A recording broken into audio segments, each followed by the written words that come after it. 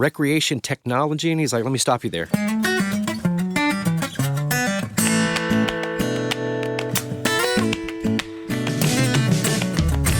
Welcome to another episode of Chewing the Fat. I'm your host, Big Rod. Thank you so much for tuning in, downloading the podcast. I certainly do appreciate that.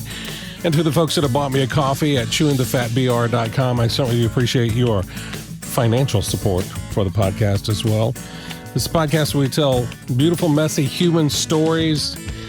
And joining us in studio, I'm so happy to have in front of me the BBQ Dad himself, Jody Flanagan. Jody. What's up, Big Rob? Hey, man. Thank you so much for coming in. Thank you for having me in your wonderful home. I appreciate that. It's nicely lit. Is it too dim in here for you? I love it. No, I love it. And I love all your sound stuff, too. Well, it's for the work stuff. So it definitely helps, right? Oh, yeah. A ton. Right. A ton. When I first moved in here and like stuff was, and I didn't have all the clouds up and the stuff on the wall, it was like an echo chamber, but it's pretty good and quiet and does what it needs to for the day-to-day now. So right, that's how you make money, right? Yeah. Well, besides, people supporting you on the podcast, but that ain't you're really a voice actor. Yeah, exactly. I mean, that ain't really making money. It's helping the podcast to stay going and help the word get out. But yeah, exactly. Well, Jody, you're the BBQ Dad because you like barbecue. That's right. And I have kids, and I want to educate and teach other people about how to do barbecue. A lot of folks find barbecue a little challenging and a little scary when they start out at first. And I really like to dumb it down, and dadify it a little bit and kind of, teach folks from a higher level. Make it approachable. Yeah, You stole the words right out of my mouth. Yeah.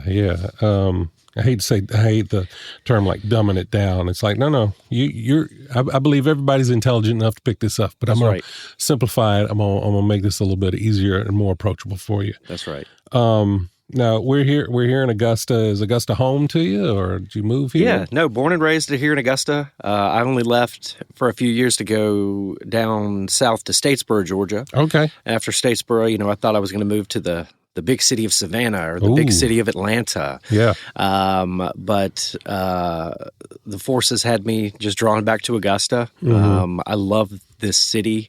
Yeah. I love how, you kind of know everybody. If you're out and about, if you go to places, if you're not an introvert, you tend to run into the same group of folks. And, I love that about this town. Yeah. And I love, just going somewhere and seeing somebody and getting to talk to them instead of visiting the grocery store and, not necessarily talking to anybody. I'm not the type of person that openly speaks to people I really don't know, unless I'm asked a question or that. But that's why, I thought about it probably a couple months ago, but that's definitely why I love this town is I always run into somebody I know and I get to strike up a conversation and catch back up. Yeah.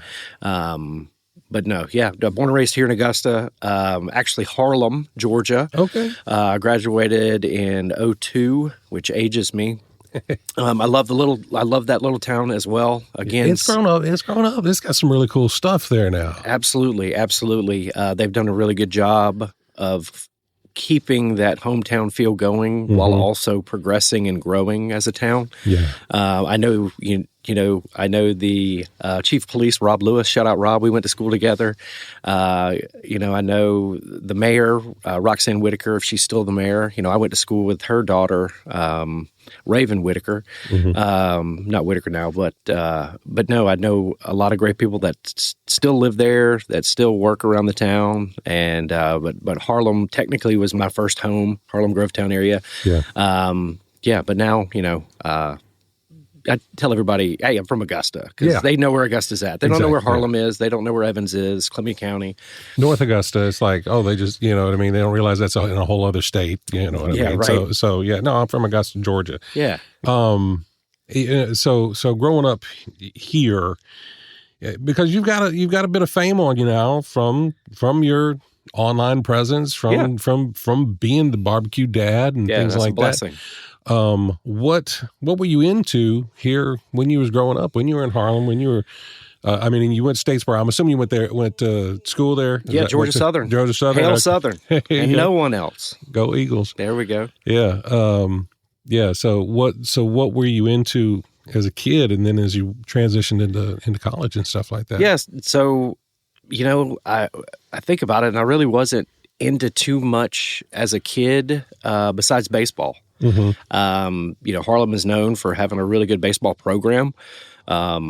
But no, I came from, my mom and dad were divorced. So I went to my dad's house every other weekend. And I lived with my mom and my stepdad, and occasionally my stepbrother. And, I felt like I was just a normal kid riding the bike, down the street 2 to 3 miles to Harlem Park, with a bag full of baseball gear, seeing if anybody was parked at the park. If they weren't parked at the park, I was going to ride around the neighborhood and see where all the bikes were at and just stop and, hang out with everybody. I really didn't feel like I kind of found what I was kind of meant to do until college. Yeah. I started working at a restaurant called the Shell House in Statesboro. It's actually based out of Savannah. They tried to run one in Statesboro. But there, I learned a lot from the Lindy family. I learned that I had a servant's heart. I learned that I really liked serving people. Not like walking up to a table, and serving them, but like doing things for people. Yeah. I really, really enjoyed that. I liked, getting to meet people, finding out what their needs were, and trying to meet those needs. And then, coming back to Augusta, I fell into the F&B world, the food and beverage world, and hospitality really came to the forefront, especially, being from Augusta. We've got the Masters tournament, the big golf tournament every year.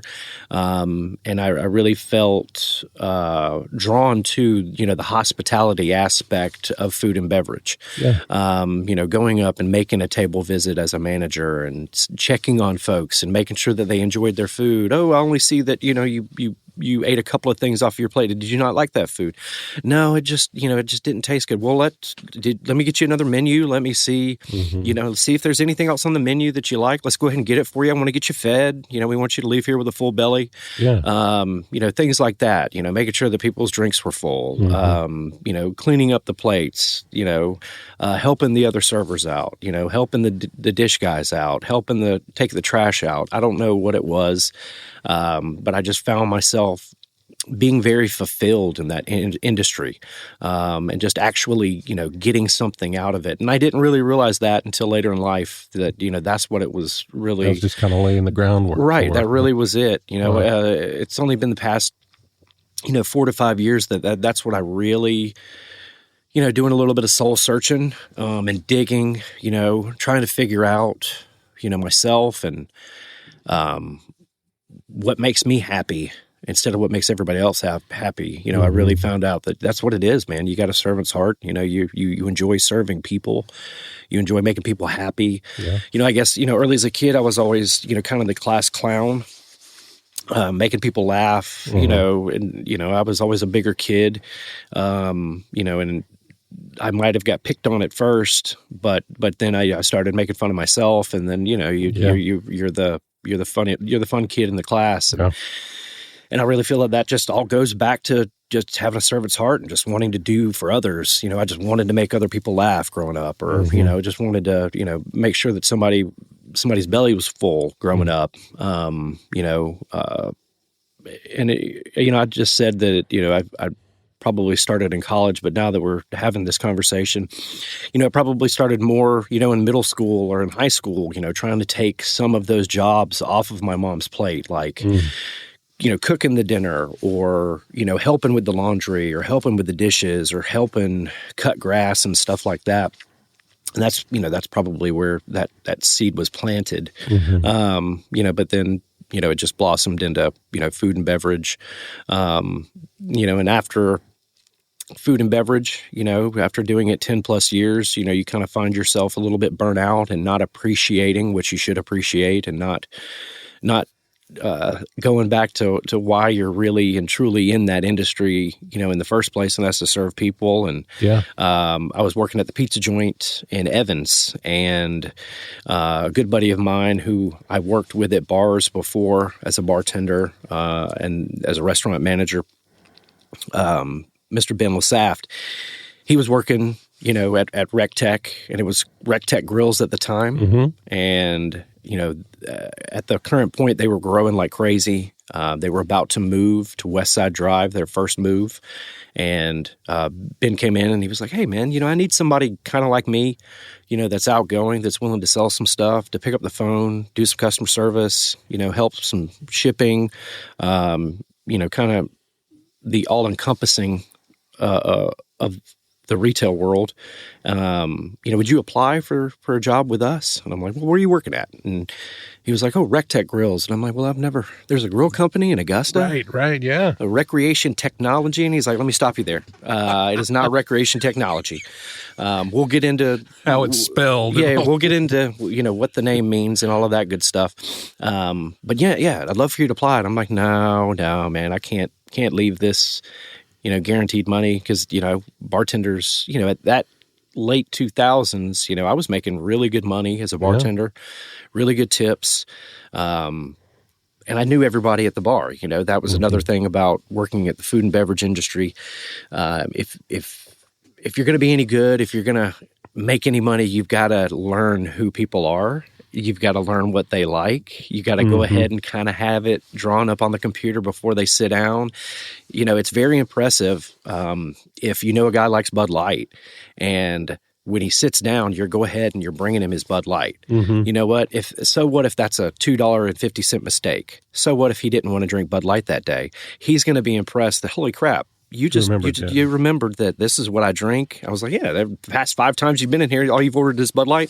So I'm going to start bringing you a Bud Light every time you come in. A lot of people don't think that far into it. But yeah, he came in, probably for 3 weeks straight on Tuesdays. He would get his super heavy IPA and slice of mushroom. That's what he ordered every time. And his beautiful wife, Megan, would come in with him as well. She'd be drinking the Michelob Ultras. I still remember what they were drinking. That's crazy to me. Yeah. But one day, he asked me, and I looked up and down the bar, and I was just like, man, you know what? I'll see you on Monday for that interview. And I showed up on Monday, a little early, to this building off of West Side Drive, 2002 West Side Drive in Augusta, Georgia, at the end of a cul-de-sac. And this building looked like nothing was in there. There's no signs. There's nothing on the door. Open the doors. There's no office equipment. There's no grills. Yeah. It's completely empty. And I'm, I said, hello. And Ben's office is tucked off in the back. And he's like, hey, yo, come on back here. So I go off back there. He's literally laying on the floor on his computer with a headset on. The only thing set up is the phone, and he's on his computer, taking orders or doing customer service or, whatnot. And he grabs the mic and he says, Ray will be here in just a little bit. Just hang out, grab a chair, hang out in the front. So I grab a chair and just sit out there, and Ray Carnes, co-founder of Rec Tech, he's maybe 15 minutes late. And he, kicks in the door, he looks both ways, and he's like, I guess I'm interviewing you. I said, yes, sir. So his office was located right there at the front. He opens his door. His office is set up. Thank goodness. He's got a beautiful, I remember just how awesome his desk looked. I was like, man, that is a beautiful wood desk.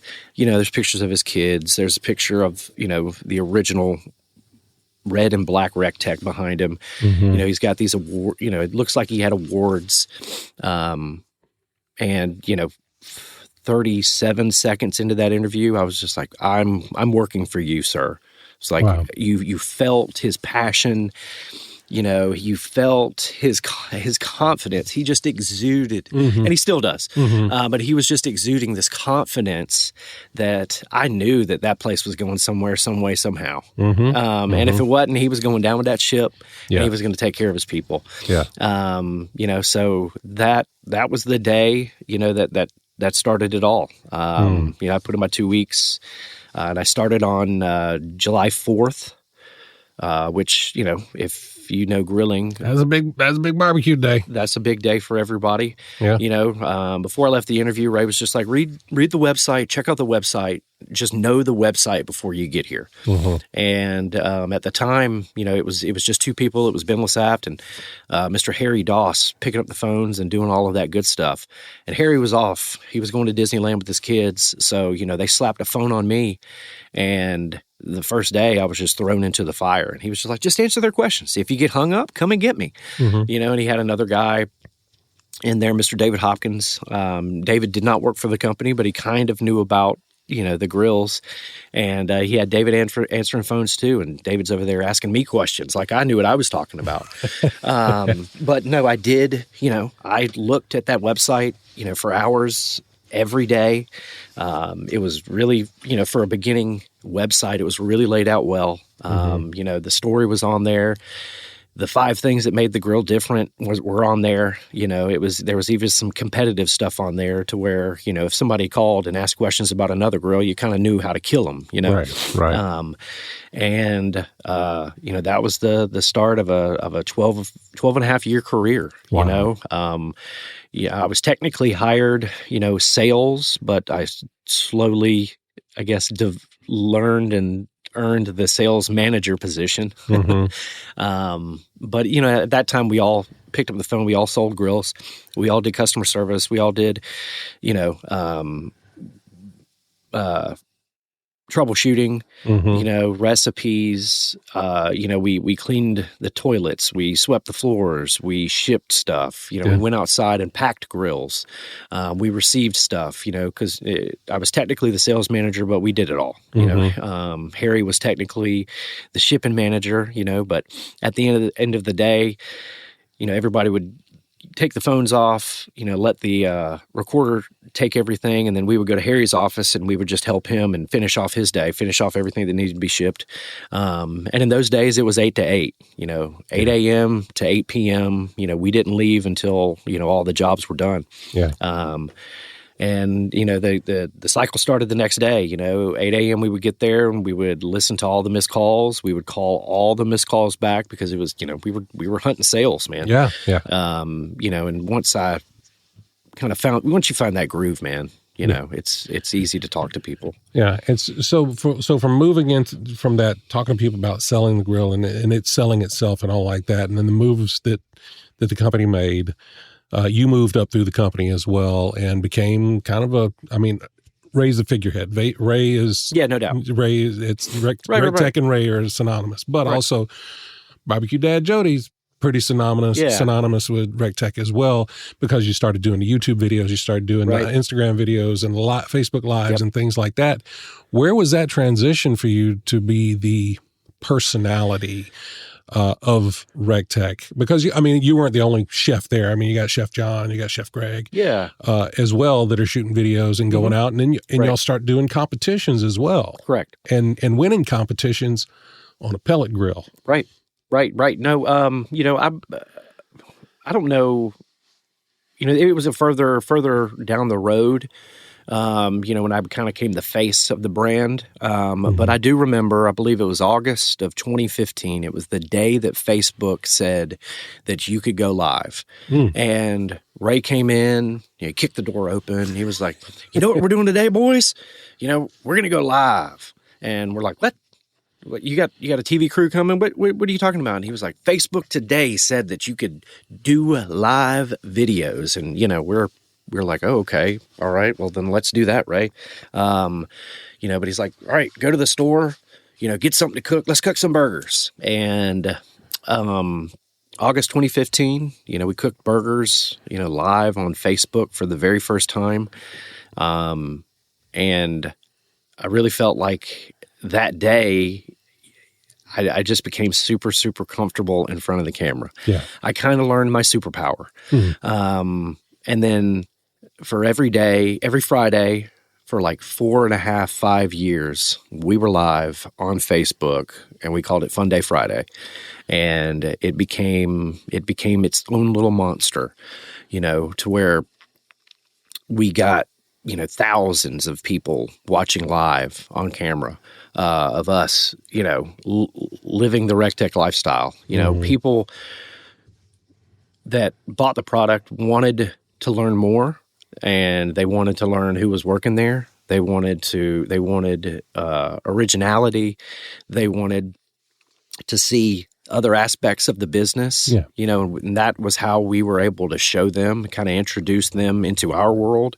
And, people ate it up. People, and again, Ray started it. He's, again, super infectious when he starts talking about that product. Like I said, he exudes, the confidence that he has in life in general. And he's very addicting. I could watch him talk about random stuff all day. I really can. But, he started it all. And, one day he was just like, I can't do this every Friday. And we started this. So, Jody, you're going to start doing it every Friday. And I said, yes, sir. Yeah, sure. Just, I can't be on the phones, right? And he's like, no, you put that down. Fridays are for you to go live. That's all I want you to do.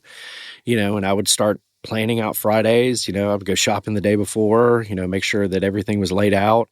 We even built like a little outdoor studio on the backside of West Side Drive. Shout out Sean Carnes, Ray's cousin. He built that for us.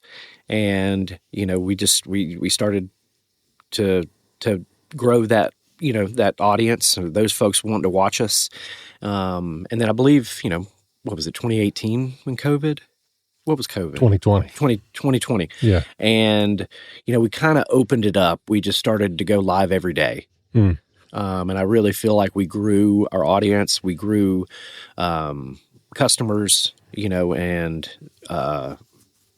about 2018, 2019 is when, we got Chef Greg and Chef John coming in and doing other, more chefy technical style videos. And, I was always the fun guy, and, we would show folks, what we were really doing at work. You know what I'm saying? Yeah.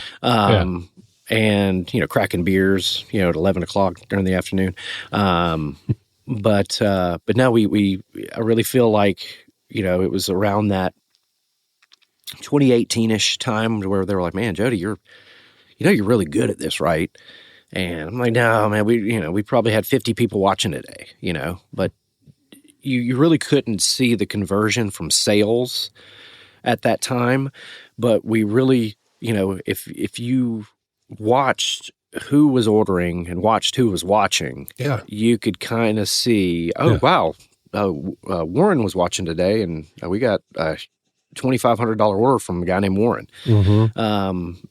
So it was around that 2018 time where they were like, man, you're really good at this. You need to stay in front of the camera. And, that's when, I really started to watch other people and tried to like figure out why they were good and how I could get better and what I could do to improve myself. But it all came down to just being yourself and being authentic. Oh, yeah. And, not lying and not trying to be scripted so much because, we tried to have the professional lighting and have the professional setup and all of that good stuff. And it was great. It looks good. It feels good, but it doesn't translate authenticity. You know what I'm saying? So it looks a little bit too different than what the people who are using the product are seeing. Right, correct. Because they're like, well, I'm on my back porch and I got my bullseye. I don't have, a 20-foot table with, 14, briskets on it and, all that other stuff or whatever. It's like, I'm just, like I said, I'm here in my headlamp. And that's right. Yeah. We found way better success when we were super authentic and didn't have all of the technical stuff and set up all the crazy lights and have all the crazy microphones and, we tried, doing sound effects and, different guests for Fun Day Friday and, but it all just boiled down to, showing, how the grill worked showing somebody that worked there and their job and, you know, how crazy they were and how crazy we were and being super authentic. And that's really where we got, you know, that's where a lot of our success came from is, you know, just being authentic. And, you know, when you're like that, people let you in their home via their computer, via their TV, you know, and then people started sending us stuff. People started sending us presents. People started sending us things in the mail. And that turned into, Jody, you're getting a lot of mail. Let's just open this stuff up live too. And, you know, we would have mail time on Mondays. I would open up all the stuff that was sent from the weekend. And man, we got the best stuff. You know, Iraqi war veterans would send us, you know, used, these big giant used bullet shell casings that had American flags in them. And we got all of these challenge pins. And we would get t-shirts. And somebody sent me my first pair of New Balances. Shout out Josh. I can't remember his last name, but he sent me my first pair of white New Balances that I still have to this day, that I shine up all the time. And it's one of my prized possessions. I still cut grass in them. But yeah, we started getting all kinds of crazy mail, and then people started to send us the glitter bombs. We got a bunch of alcohol. People would send us bourbon and vodka, and you know, we got into a loop where people were sending us their products. So you know, because you know we were popular on Facebook and we were opening, and I really felt like that Barstool kind of stole that from us. Dave Portnoy, I'm talking to you because you know they started doing that during COVID. People would send them stuff and they would just open it up at their houses. You know, I really felt like they stole that from RecTech. You know, we had that idea first. But yeah, man, my superpower is in front of the camera. I'm very comfortable in front of the camera. I can ramble on. I can't do that in real life though. I find it difficult continuing on conversations in real life. I don't know what it is. I don't know if it's like a little stroke of ADHD or the TISM, but I'm not as comfortable in real life as I am behind the camera. Well, you know, I'll say this from having worked in radio for 30 years. You know, there's a little switch that whether you realize it or not, I think when you're, I'm going to put in air quotes, personality that turns on and you're like, all right, I need to be on. I got to be on and I got to be, and this is what Big Rob does. Right. You know, whereas Rob is not Big Rob. Yeah. And there's a switch that turns on in the situation, and that superpower turns on, and Big Rob can shield Rob from the people because Big Rob likes to talk to people. Right. And have conversations with people and be goofy and do crazy stuff. Right. Whereas Rob might necessarily rather be listening to jazz and reading a book. Right. You know? Yeah. Yeah. That's exactly how I am. I don't know. You know, I wish I could turn it on in real life. Yeah. So from doing being in front of the camera, and you've gone a lot of places, you've made a lot of, you know, cool content and things like that. Oh yeah, yeah. You were talking. You did say, you know, let's go into this. You were talking, you know, competitions. You know, we've you know, again, you know, I met some of the greatest people at a barbecue competition. You know, one of my most favorite stories I like to tell, and I'm glad we got into this, is, you know, me and my buddy Matt Lane, we were sent, you know, by RecTech to go to Memphis in May every year and to participate. And one year, you know, we're sitting in Memphis traffic, and we always stayed at the Peabody. If you didn't know what the Peabody Hotel is in Memphis, super famous hotel. They have these ducks that live there, and they parade the ducks down, up and down every day. They've got a giant fountain in the lobby. They parade the ducks down. You know, the ducks, they have a duck parade. They roll out the red carpet. The ducks walk up, and they get in their little pond, and they sit there all day. And then they have an exit parade that they do later on in the day, and they go upstairs and they go back to their house. But we're staying at the Peabody Hotel, and we're in this traffic, and me and Matt Lane are listening to Zombie.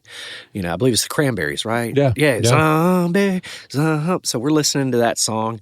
We've got the windows rolled down in this big white dually, you know, with RecTech plastered all over it, and none other than Dave Grohl himself runs up to us, jumps on the side of that truck, and starts singing Zombie with us. Wow. He was actually staying at the Peabody at the time, and he was actually going to the liquor store across the street or gas station to get a pack of cigarettes.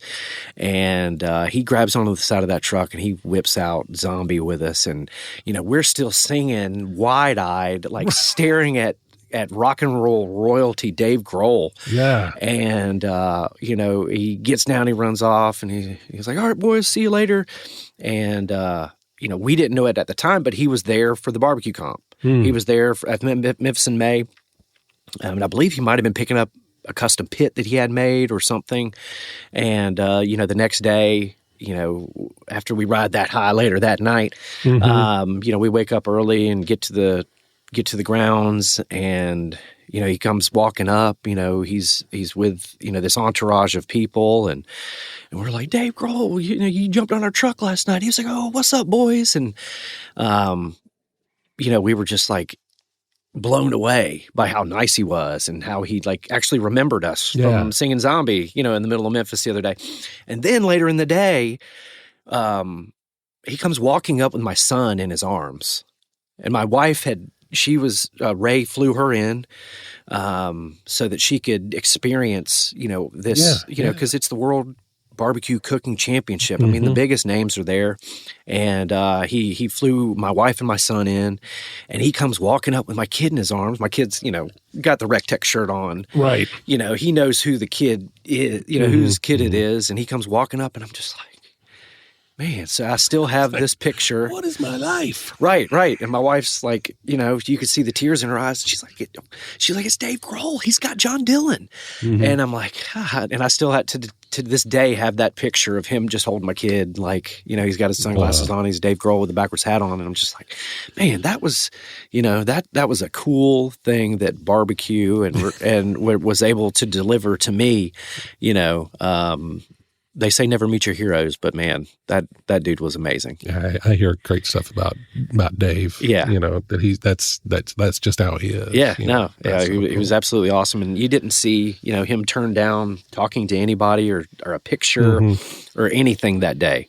That was absolutely amazing. But yeah, that is my favorite. That's my favorite experience. My favorite story to tell other folks that the barbecue and that community is just so welcoming, so inviting. And even, later in the day, there's guys like, Mo Cason and Myron Mixon and Heath Riles and, all of these world championship barbecue guys, and they're coming by our spot, just walking on in, saying, hey, I see you go live every Friday on Facebook. And, wow. And I'm like, wow, Myron, you see me on Facebook? And he's like, well, I don't really watch Facebook too much, but yeah, we see you pop up all the time, son. And just like, wow, this is working. Yeah. This is really working. Yeah. If these folks are getting fed that stuff, imagine who else is getting fed that stuff as well. So, it was an eye-opening experience. I love Memphis in May. And if anybody's out there, if you get a chance to go to Memphis in May, go. You're not going to be disappointed in any way, shape, or form. And you can go and meet all of those barbecue people. Yeah. That's why I originally wanted to go is, you can meet all of these celebrities. And again, folks like Dave Grohl show up. But yeah, no, I love Memphis in May. And that was one of my favorite and most cherished memories, was winning that and, getting to meet Dave Grohl and, getting, kind of the publicity from that too. Yeah. Are you going to Memphis in May again this year? Yes, I actually am going to be going to Memphis in May this year. I was asked to help out another team. Okay. So yeah, I'm really excited about that. I'm just going, as BBQ Dad Jody and to help, kind of volunteering my time. Okay. But yes, no, I'm excited. I've got a good friend that runs it, Kevin Grothy. He's like the vice president of the Memphis in May Barbecue Comp, and I'm really excited to see him again and catch up with him. And I've got a lot of friends in Memphis still to this day. Cool. A lot of folks talk smack about Memphis like they talk smack about Augusta. Oh, you don't want to go off of Broad Street or you don't want to go off of Beale Street. But no, I mean that's a town is so rich with history. Yeah. Every time I go, there's this they don't really advertise it, and it's kind of like a secret restaurant, but it's called Ida Betta, and it's the street that B.B. King grew up on. There's a restaurant, like a secret restaurant at the top of a bar, and it's called Ida Betta. You can Google it and find it, but they don't have a sign. You gotta, there's no door person. You gotta ask the door person at the other bar, like, hey, where's the Ida Betta door at? And he'll show you to this random looking door that has an emergency exit on it, but it's really to a stairwell that goes upstairs, and you can eat in this kind of speakeasy restaurant. And I love the food there. It's absolutely amazing, but it's never crowded. Even when Beale Street is super, super packed, Ida Betta is wide open. There's always a room. There's always a table available. There's always a spot at the bar available. That's awesome. And I always go and eat there and enjoy it. But that's my Memphis. That's awesome. So what do you got going on now? Because I know that you here recently, you put up that you left RecTech. Yeah. And I had seen over the holidays some catering things. Yes. Is that what we're concentrating on now? Yes. After 12 and a half years, and missing signs, I lost my mom November, not this past November, but 2024.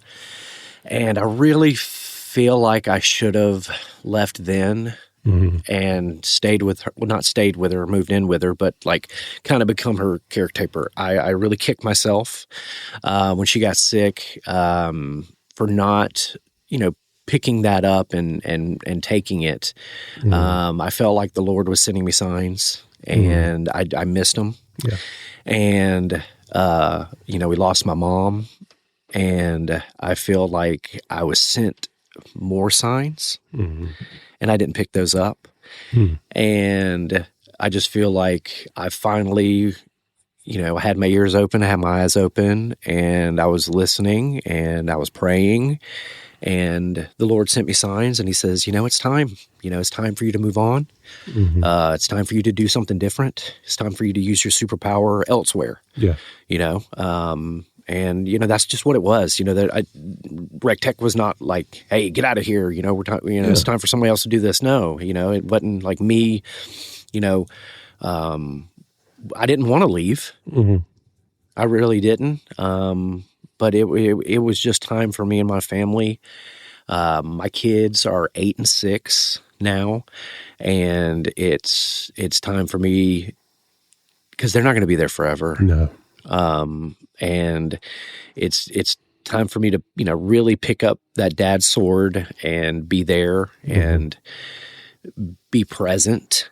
I feel like RecTech was kind of a vice for me, along with alcohol and all the other stuff. I felt like I put a lot into RecTech, while not neglecting my family, but just not being there 100%. Yeah.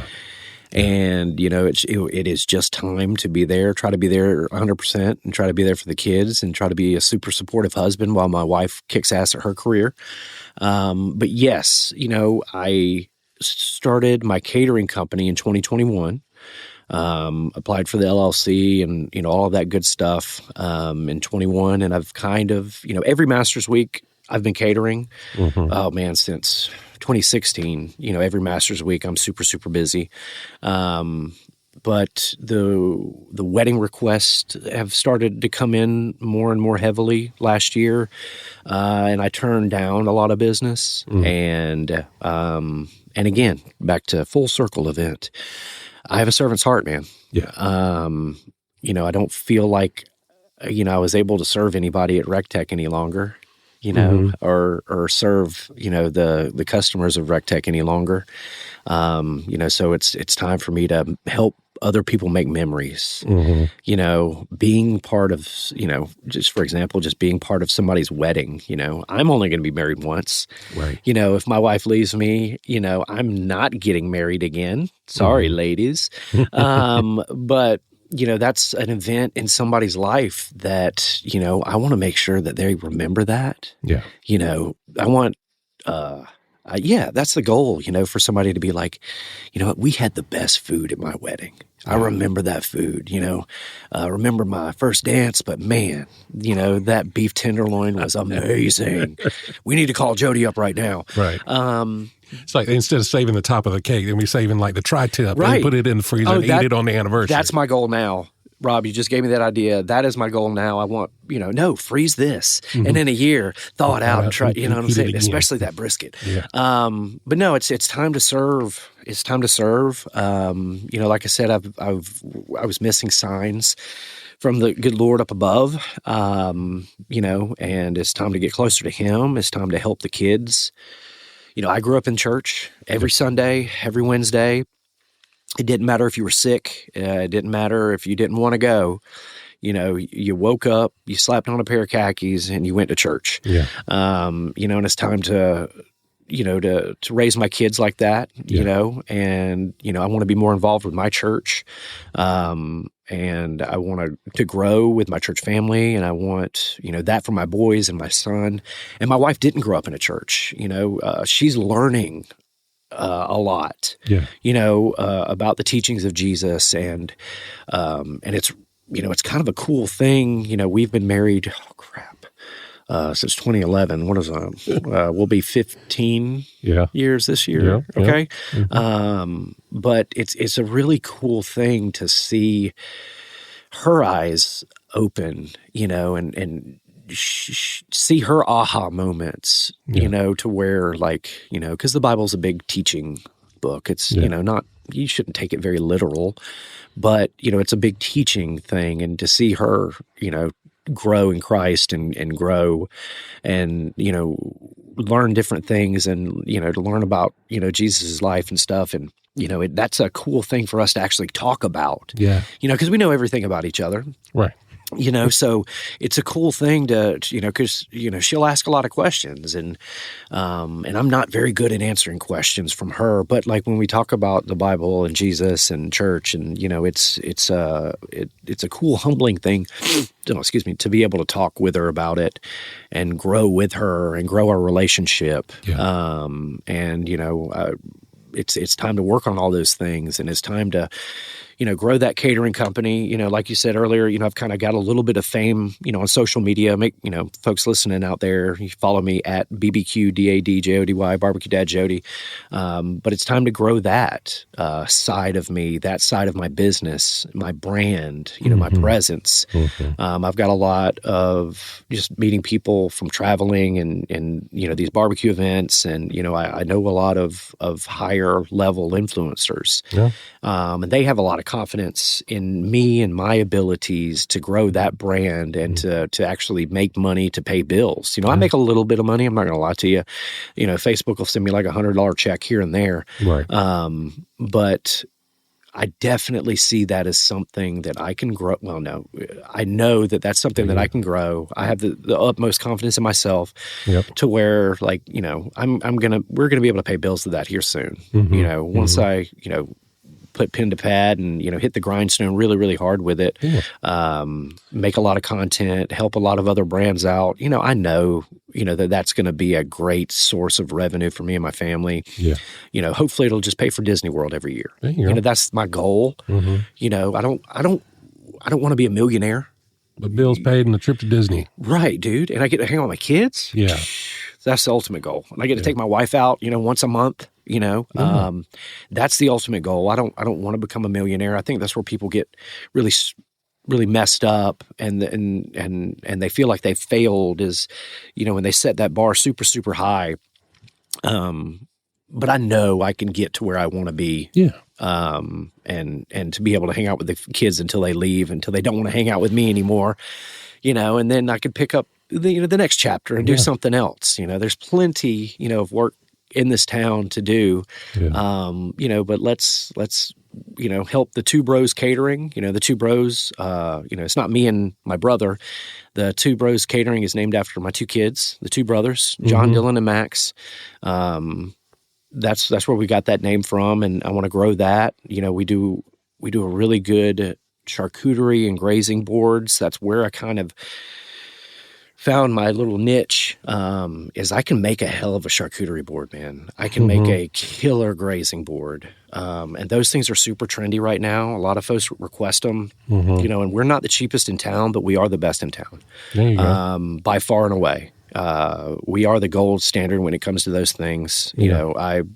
Celebrity clients and higher profile people, all reach out to me, and I'm the guy that does that for them here. Yeah. Your buddy Bert was just in town. Yeah, absolutely. Bert Kreischer, shout out the machine. Y'all watch his new show, Free Bert, on Netflix. But yeah, no, I actually got to cook with Bert at the Coca-Cola 600 last year, the Charlotte Motor Speedway. Bert has a huge partnership with NASCAR, and they asked him to come and just kind of throw a little party and make the fans happy. So last year at the Coca-Cola 600, Bert gave us the challenge, me and my buddy Dave Williamson, who's also another famed comedian. He asked to, if we could make 1,000 brisket biscuits. So when he said that, I was like, 1,000? Man, 1,000 biscuits is going to be really tough, dude. I can make 1,000 portions of brisket, but 1,000 biscuits. So, it was like maybe a month and a half before the for the Coca-Cola 600. And man, I was at the house learning how to make biscuits. And now, we've got it down to a science I can make 1,000 biscuits within 24 hours. Wow. We were able to do that. We served over 1,000 people these biscuits with briskets on the inside of them. Some of the best brisket meat that I've ever made. There was something about the North Carolina air, man. Whether it was the altitude or the temperature outside, or hell, whatever was in the oxygen. Right. Some of the best meat came off of that racetrack that day. Right. But yeah, no, I've had a lot of crazy, awesome experiences from a lot of the crazy, awesome clients that I've been able to get and grow, through Masters Week too. A lot of folks coming to town, for the big golf tournament, and have been blessed to be put in front of and introduced to, a lot of upper echelon folks. And when I do a job, I try to get a call back, right? I try to do a really good job. I try to be personable. I try to make a lasting impact. And I've been fortunate enough, to get calls back and to do a lot of work, So it's time to grow that side of Jody. It's time, those two avenues are what I'm really going to concentrate on in 2026, the Two Bros Catering and then the BBQ Dad brand. I've got a couple other things up my sleeve, I found myself loving kitchen gadgets and loving meeting a need with just one little product, being very niche about it. So, there may be, a kitchen gadget thing up my sleeve. I don't know. But anytime my wife and I go on vacation anywhere, we find these quirky kitchen stores, and we go and we spend a couple hours in there like, look at this cheese cutter. Holy crap. Yeah. Look at this butter cutter. Oh my God, these charcuterie knives. I've got to have all of them. We find ourselves in those stores, and that's just like something that fulfills us now. So that's that might be another thing up my sleeve for Augusta.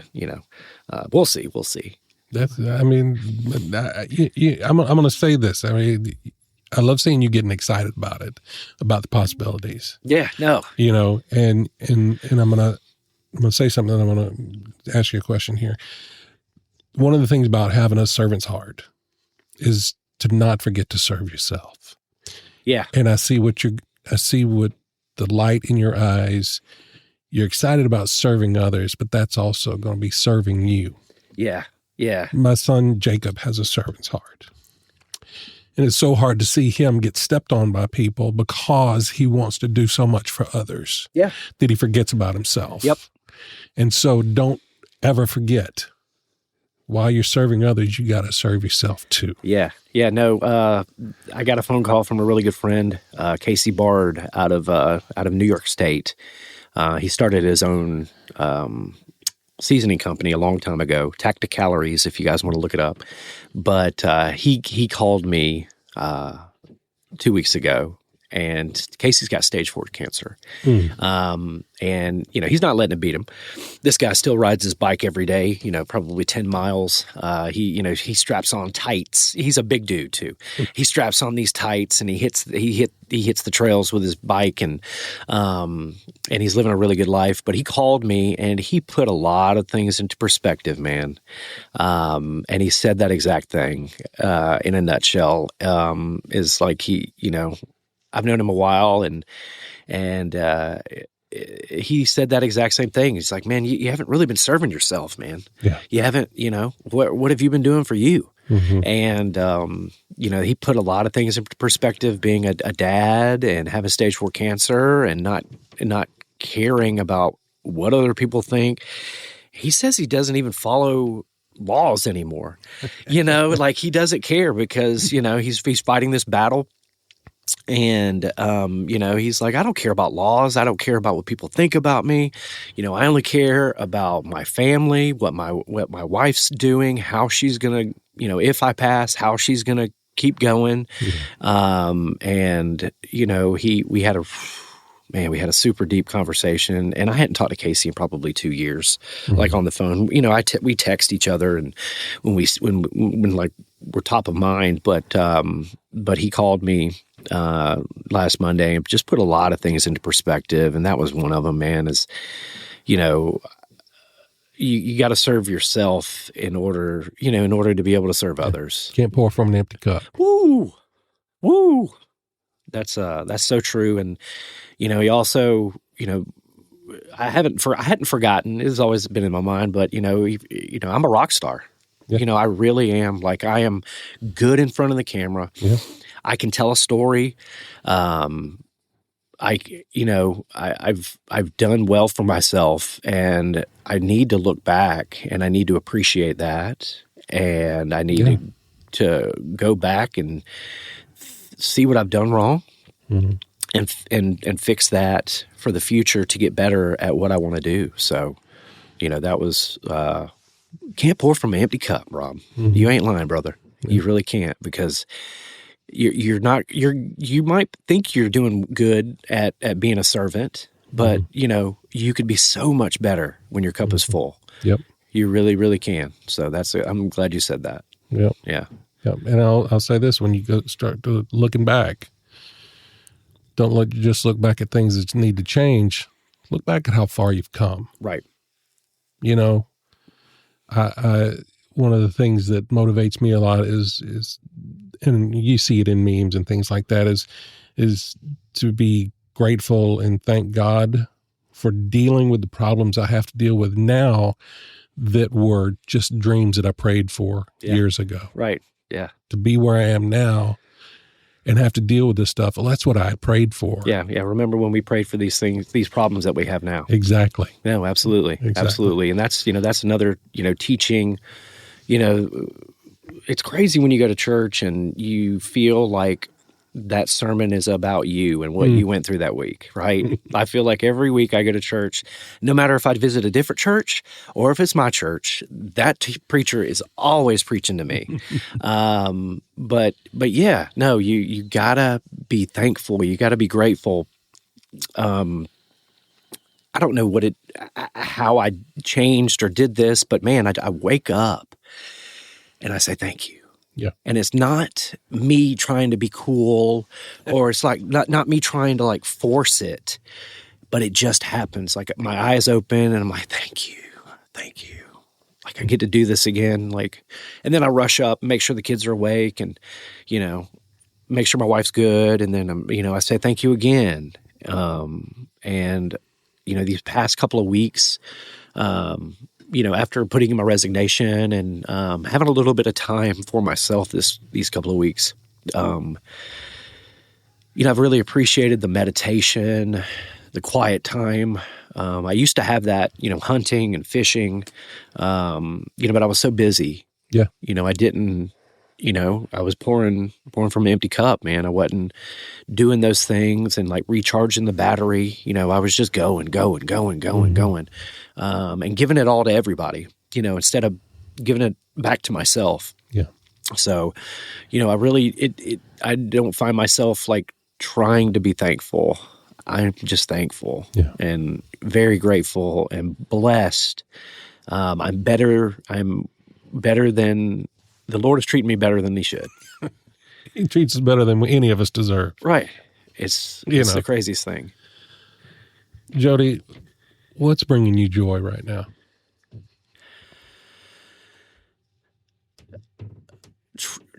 What is bringing me joy right now, Rob, is being on the same team as my wife. Seeing what goals that she wants to achieve and, just talking with her and trying to help her achieve those goals too. Rowing in the same direction at home. Not finding myself being envious or jealous of the work life that she has, or, just knowing that we're both on the same team and we're rowing in the same direction and we're trying to raise these two bad kids that we have now. I'm joking. I say that all the time as a joke, but my kids are awesome. But yeah, no, just that's bringing me joy right now. And also trying to figure out what's next. Yeah. I got an idea, right? Edit out these sniffles, Rob. My nose is starting to run. But I know, how I could put food on the table and, all of that good stuff. But like the wonderment of what could be next, is really getting me up. And second to that is just growing closer with God, man.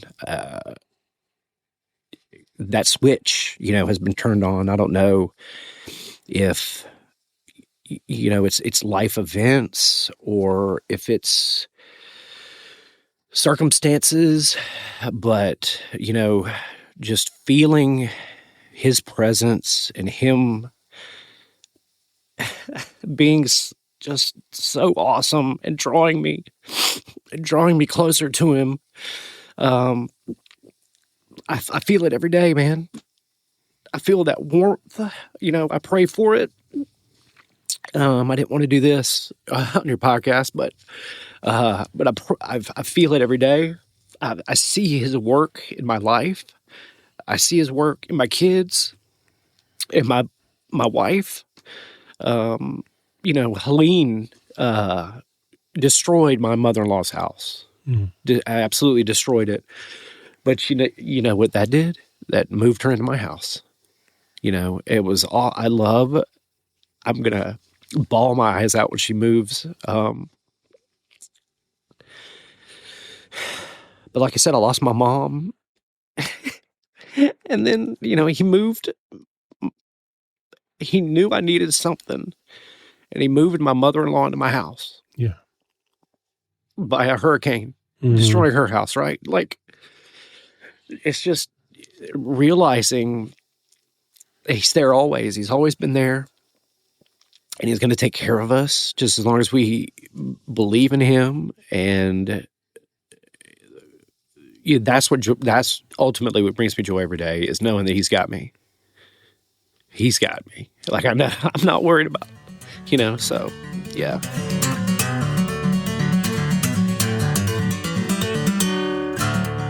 All right, Jody, this is the second segment of the show. Yeah, right. This is a segment where we do talk a little bit more about your mental health journey, because I believe the more we talk about it, the less scary it feels for other people, too, to know that folks are all over going through the same type of stuff. Yep. So for you, how do you keep the darkness at bay? Well, it started in December by giving up drugs and alcohol. I did like my devil's lettuce growing up, the pins and vapes have become really, really popular now. But the substances, man, I didn't really realize how really they do affect you. It was a coping mechanism for me. And I felt like it wasn't hard once I made the decision. I wasn't addicted. It wasn't like a chemical imbalance or anything like that to where I had to have it. But once I gave it up, all the right things just started to happen. Yeah. It may be cliche to say, but I'm not. I guess you could say I'm sober, living a sober lifestyle. Not on purpose or anything, just but deciding to be healthier. I think that was the main thing. And I wouldn't smoke weed like during the day with the kids or anything like that. It was more like when everybody went to bed, I would, I would every once in a while, smoke or, drink some beers after work or whatever. And, I found that it wasn't allowing me to be, not present, but it wasn't allowing me to excel. Right? Like I was doing great.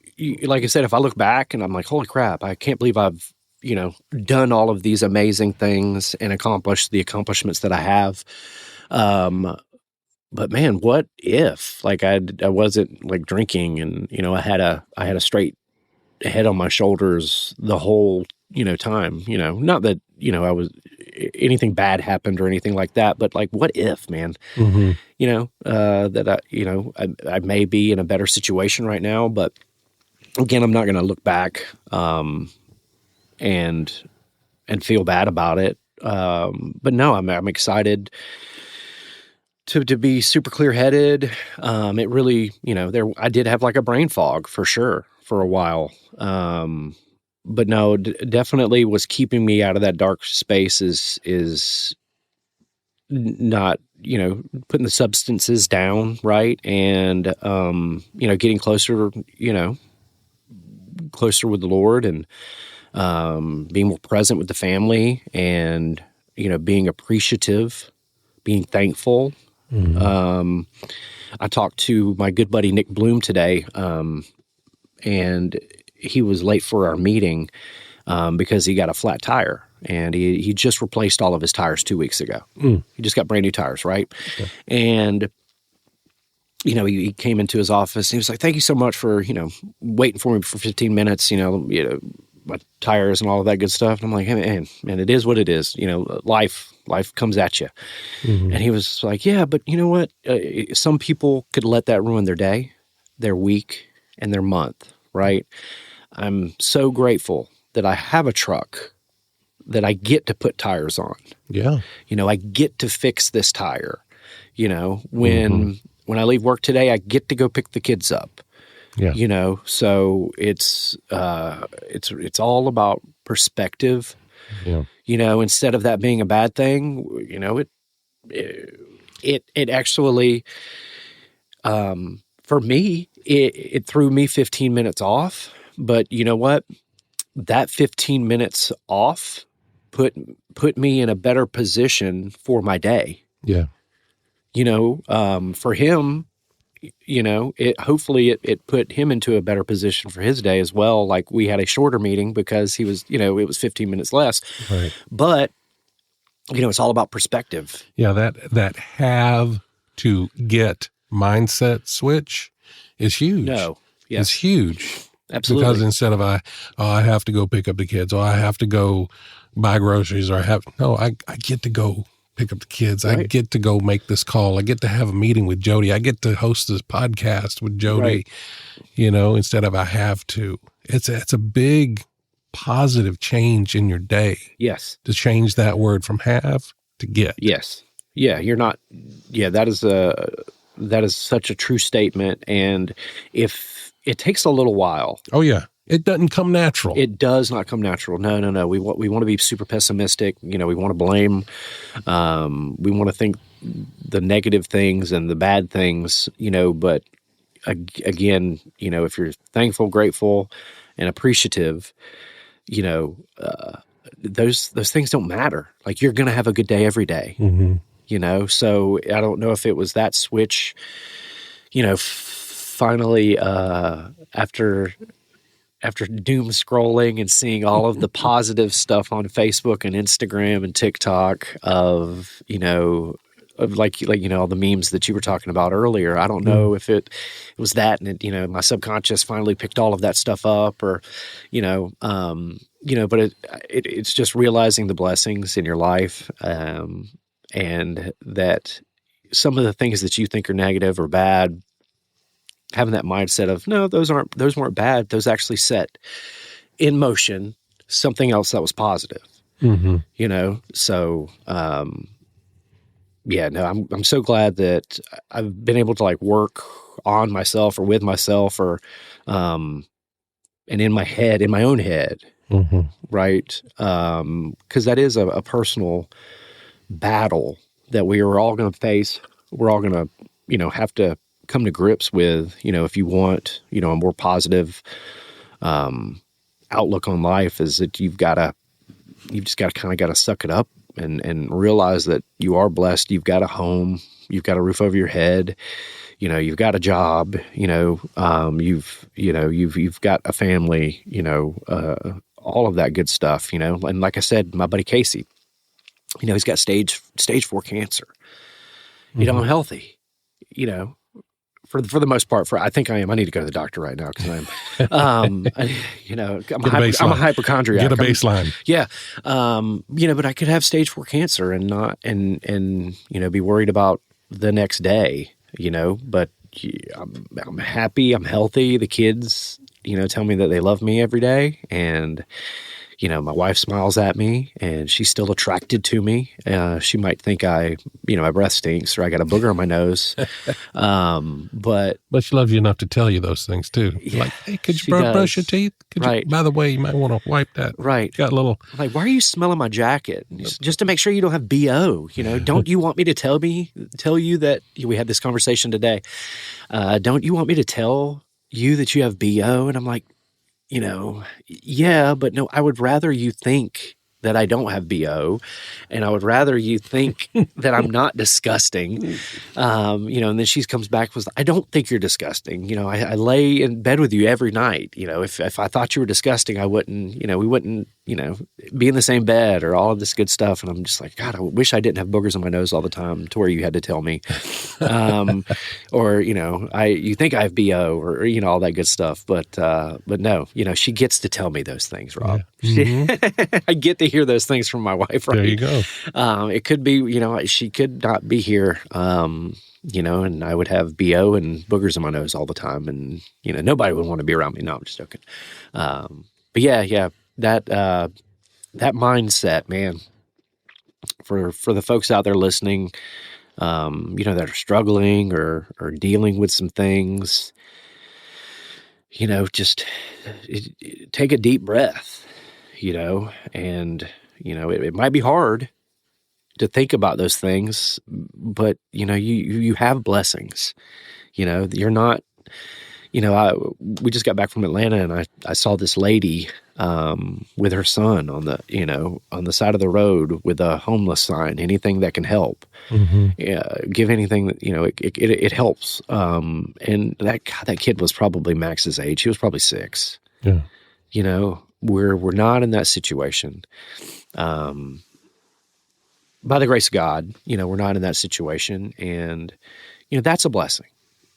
Because we easily could be, there are homeless folks everywhere just because they lost their job at the wrong time. They weren't be able to make that rent or house payment because they lost that job. They could have had family members die at the same time. Yeah. All of those bad things happen, and it could all happen to us. And we could be put in that situation at any point in time. Yeah. Really and truly, if you really think about it, the market could crash and we lose all of our investments or lose all of our retirement. Shout out 2008. But we wake up, we get to live another day. And, if you start that day, man, with a thank you to whomever, your God is, it definitely starts this chain reaction in your subconsciousness that, it's all going to be okay. Just start that positivity train for the day. Yeah. Right. Yep. I get another chance to try and figure this day out. Right. Yeah. And you're right. That happened to me January 31st of 2024. I lost a job that I'd had for almost 10 years. I was 3 years shy of working 10 years at Apple, and I lost a job. And I've got to figure out what I'm going to do. What am I going to do? Yeah. I ain't going to lie. I mean, I took a day or two to mourn the loss of something I've been doing for that long. Yeah. I wasn't looking to be gone, but that was a decision that had to be made. Having the discussion with Val and figuring it out, she's like, you should do what you are passionate about. You should do what you're good at. And that was the day that I started into voiceover full-time. Yeah. To being a full-time voice actor and figuring out, it's like, I get to figure this out now, to be an entrepreneur, to have my own business, and to try and make connections, to try and do what needs to be done so that the bills can be paid, so that we can, have the things, just to keep the power on. And that was a challenge, right? Oh, it's still a challenge. It is a challenge every day that I get to sit in front of this computer, or sit in this room and figure out how this needs to happen. Mm-hmm. But I did not see that blessing on the 31st of January, 2024. At that time, my mother also was ill, and she had stuff, and I was able to be present with her look at that. For a year and a half. Look at that. That's awesome. You wouldn't have been able to do that with your job, man. No, I couldn't have taken that much time off. Yeah. As many doctor's appointments as she had, as many things that she had coming up. And to be able to be her caretaker, up until I lost her last June, and it wasn't until then that I realized, I couldn't have done this otherwise. If I'd been stuck in a 9-to-5 job every day, I couldn't have taken off to take her to a doctor, or take her to the emergency room, or take whatever needed to be done. Right. To put in an order for Walmart, get stuff delivered to her, get her groceries or whatever. Yeah. I could not have done that otherwise. Yeah. So you're a good son. Well, I appreciate that. Yeah. I appreciate that. But that's the thing, is sometimes you don't see that blessing until you're further down the road. And it's written on the wall. Yeah. It really is. And but that's the thing, is if you look for the negative, that's what you're going to see. Mm-hmm. You don't start seeing a bunch of red F-150s until you decide you want to buy a red F-150. Right. And then you see them everywhere. Right. So you see what you look for. So if you start looking for the positive, instead of looking for the negative, it will start showing up for you. Yeah, it really does. What is it called? When you speak it into existence, that's a real thing. Mm-hmm, mm-hmm. We as human beings, are we don't realize this, man, but we are super, super powerful. Mm-hmm. What does it say? They say thoughts become things. Right. Make sure they're good thoughts. Right. Absolutely. Like we are controlled by our mind a lot of the times, but no, you can control your mind. Like you can, you really can, like speak it into existence. Yeah. You know what I'm saying? Like tell yourself in the mirror every day that you love yourself. Yeah. If you do that every day, man, 6 months from that day, I'm telling you, you're going to be in love with yourself. Yeah. You are going to appreciate yourself. I think it was, what's the chick with the white wig that covers her eyes? Sia? Yeah, Sia. She does a lot of mirror work. And I've listened to, a couple of podcasts and things that she has been on, and she's really big into that, like look yourself in the eye every day. If you want to become a doctor, tell yourself we're going to become a doctor and we're going to make it happen. Yeah. We're going to become a doctor and we're going to make it happen. And I'm telling you, man, your subconscious, you rewire your brain, you rewire yourself, and you speak it into existence. It's not like an affirmation. I kind of want to think of that word, but you speak it into existence, man. And it really, I'm really big, like when you said, you speak positivity, positive things are going to happen. That's a real thing. We all as humans have superpowers, and we can control our brain and make all of that stuff happen for real. We just got to suck it up sometimes, Like you said, you spent a couple of days mourning that job, but you sucked it up and you figured it out, and it's challenging. Life is going to be challenging. Yeah. Nobody said it's going to be easy. Nope. If it were easy, you wouldn't learn any lessons, and you wouldn't be able to appreciate as much. Yeah. If everything's just given to you, you're not. You're not as good of a human being. You haven't been put through the ringer. But you haven't fallen down to learn to get back up. Right. And to grow that strength of being able to stumble and fall and get back up. Yeah. And to learn that confidence, and to learn that, no, I can do this if it happens again, but that challenge, we all need that in our lives. We don't need to be, babied and like handed everything in life, fed silver spoon or whatnot. We need to be challenged, and that's where we're going to get fulfillment, is learning that inner strength.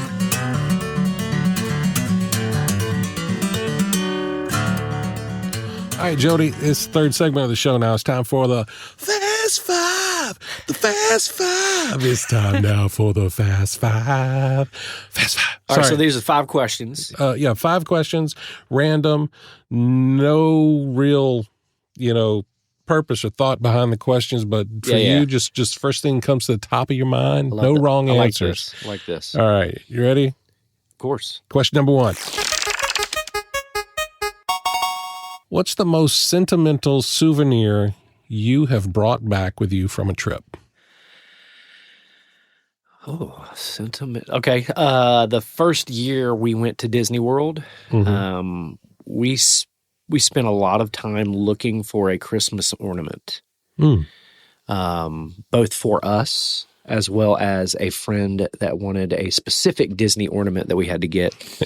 But we came back with an amazing Disney World ornament that was actually broken by my son a year later, but we still have the broken ornament. But that probably is on up there as one of the most sentimental things that we've brought back from a trip, just because we still have a broken ornament at the house that doesn't get put up. That's just in a curio cabinet that lives there. Just broken. It's just broken. Yeah. What was the ornament? It was a glass.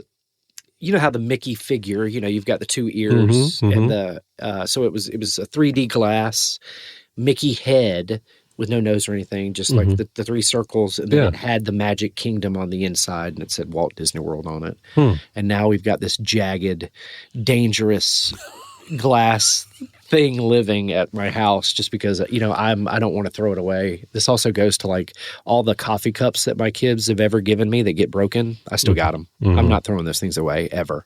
Yeah, they are like trophies for me up in my office. Yeah, I love that. Yeah, I love that. Question number 2.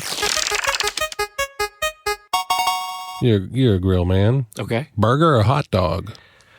Oh, burger all day. Yeah, burger all day. Now, a lot of folks mess up by continuing to go up, of the burger, because you can only fit so much in your mouth, right? Yeah. So if you're going to make a good burger, you can't make it too tall. Okay. Because you got to be your jaw only opens. Right. You're not a boa constrictor or whatever. You can't unhinge it and keep going. Now I love a good glizzy. I'm a glizzy gobbler at heart. But yeah, man, I love a good hamburger, and a cheeseburger is my son Max's favorite food. Yeah. He loves cheeseburgers. What's your go-to burger topping wise? Pepper jelly. What? Pepper jelly and cream cheese. On a burger. On a burger. And that's so just it. My adventure with this started at the Laughing Skull bar in Atlanta. Up there in 5 Points. That's right.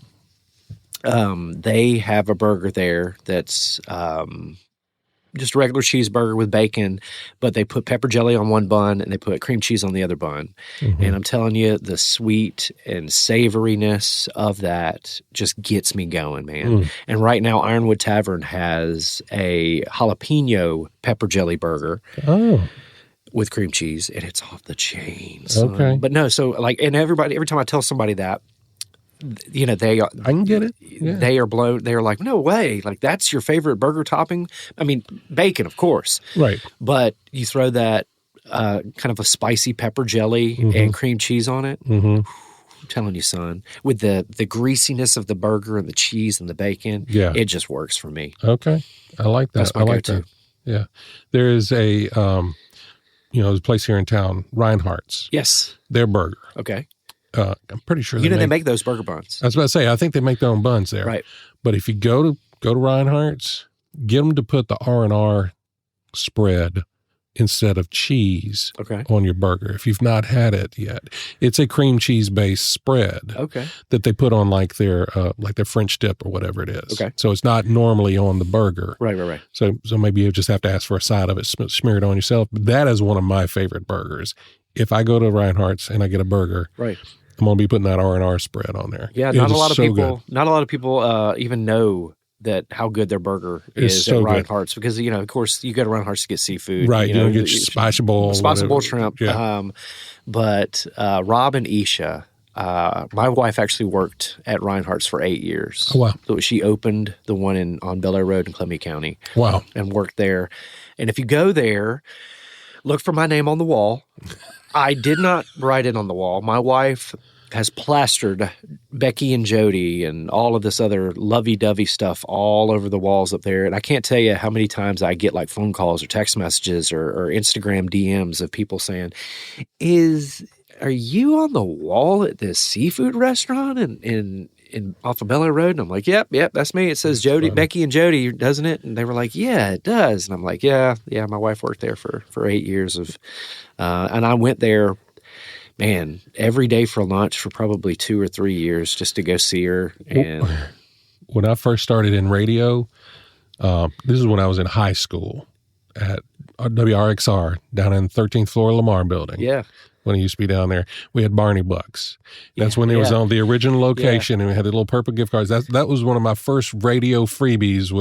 Those Barney Bucks. Man. Went there with Barney Bucks to get some food at Reinhardt's on Washington Road. Thing about the one on Bel Air that surprised me: as soon as it opened, it had just as much stuff on the walls as the one on Washington Road did. It was amazing. It was like it's brand new, but it looked like it'd been there for 40 years. That's wild. I love that. All right, question number 3. If you could learn any language fluently, what would it be? Mandarin. Mandarin, because my mother-in-law speaks Mandarin. Oh, wow. She is Chinese. She's Taiwanese. Excuse me, Mary. But she speaks fluent Mandarin, and I would love to be able to communicate with her and not let my wife or my sister-in-laws know what we're talking about. I would love to be able to like speak behind their backs, right in front of their faces. I know a little bit, but no, definitely Mandarin without a doubt. And then Spanish is second to that, just because it's just it's so highly needed around here, especially. Yeah, no, I love that. Question number 4. What was the last book you read?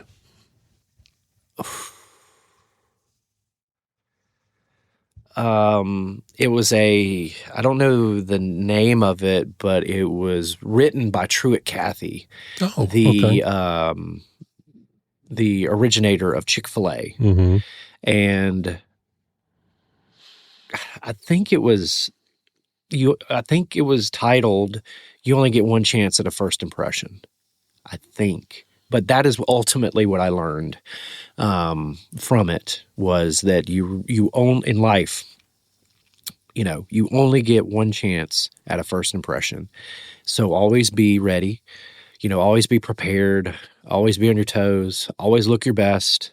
Because you never know, who you run into at the grocery store, or, who, you see out and about that could start an amazing, relationship, and then start, something amazing in your life. So, but yeah, shout out Truett Cathy, rest in peace. I got to meet him. I actually worked for Chick-fil-A for 3 years.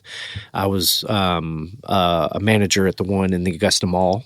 Okay. During high school, and I got to meet Mr. Truett Cathy, amazing human being. But that is one thing that I learned from him that I have taken all of my life, and that I want to teach my kids, is that, you only have one chance at a first impression. You can make up for it, but how awesome would it be to have a good first impression with everybody and everything, right? So I love that. Yeah. And question number 5. What is your theme song and why? So you're asking me at a different time in my life. It would probably be different, every 5 years, but right now it's No Fear.